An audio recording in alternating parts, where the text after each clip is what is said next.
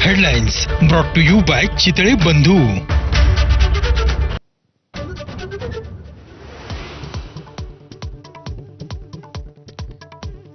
ठाकरेंच्या शिवसेनेचे नेते विनोद घोसाळकर मातोश्रीवर भेटीला.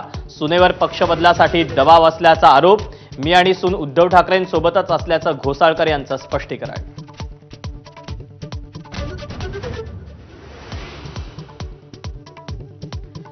पनवेलमध्ये भाजप नेते जयंत म्हात्रेंच्या कार्यालयावर ईडीची छापेमारी.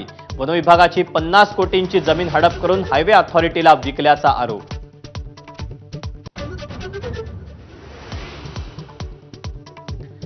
डोंबिवलीनंतर मुंबईत उद्या मनसे आणि ठाकरे गटाचं संयुक्त आंदोलन. इंडिगो अंतर्गत येणाऱ्या अजाईल कंपनी विरोधात आंदोलनाचा एल्गार.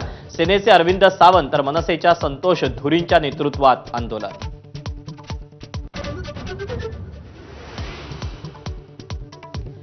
राज्यात शेतीसाठी एआय धोरण मंजूर. मंत्रिमंडळ बैठकीत कृषी विभागासाठी मोठा निर्णय. कृत्रिम बुद्धिमत्ता आणि नव्या तंत्रज्ञानाचा वापर करून परिवर्तन घडवणार.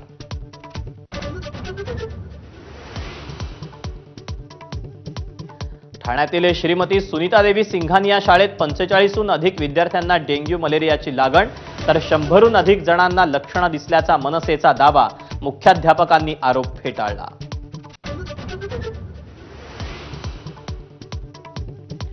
तरुणींची मैत्री करून लैंगिक छळ करणाऱ्या एका आरोपीला बेड्या. दहिसर पोलिसांनी कर्नाटकातून आरोपीला घेतलं ताब्यात.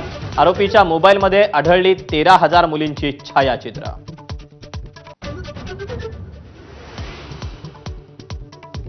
मुंबईला पाणी पुरवठा करणाऱ्या धरणांच्या पाणीसाठ्यात वाढ. धरणांचा पाणीसाठा 9.78%वर. खालावलेल्या पाणीसाठ्यात थोडी वाढ झाल्यानं मुंबईकरांसह पालिका प्रशासनाला दिलासा.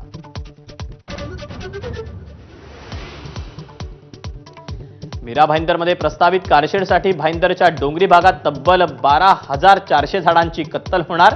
मेट्रो कारशेड विरोधात 21,000 नागरिकांच्या सह्यांचं निवेदन.